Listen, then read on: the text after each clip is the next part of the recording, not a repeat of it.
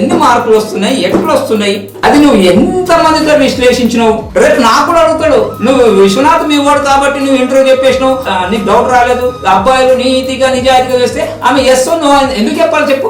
చెప్పకపోతే నువ్వు ఎస్ అనుకుంటాడా? మౌనమే అంగీకారం అనుకోవాల్సిందేనా? అవును, ఇప్పుడు మీరున్నారు, నాకు ఏమైనా ఇస్తుంటే ఆశ, కొడుతుంటే భయం ఉంటుంది. మీరే కాదు ఎవరితోటైనా, నీకైనా నాకైనా. ఇది కూడా మరి ఏమనుకోవాలి చెప్పండి. ఇప్పుడు అమ్మాయిని అబ్బాయిని ప్రేమించకుండా పర్లేదు, మరి వాడికి చెప్పలేదు అరే నేను ప్రేమించట్లేదు అంటే వాడు తిరగడు, అడగడు, వాడి రిజల్ట్స్ కోసం ఎదురు చూస్తున్నాడు, కానీ ప్రేమిస్తాడు కడ వరకు. అందమైన అమ్మాయిలను చాలా మంది ప్రేమిస్తారు, అది ట్రూ లవ్ కాదు, ఆకర్షణ తోటే లవ్ ప్రేమిస్తారు.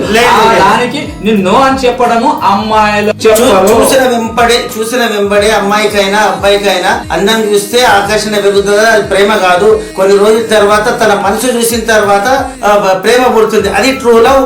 నిజమైన ప్రేమ, నిజమైన ప్రేమకు పరీక్ష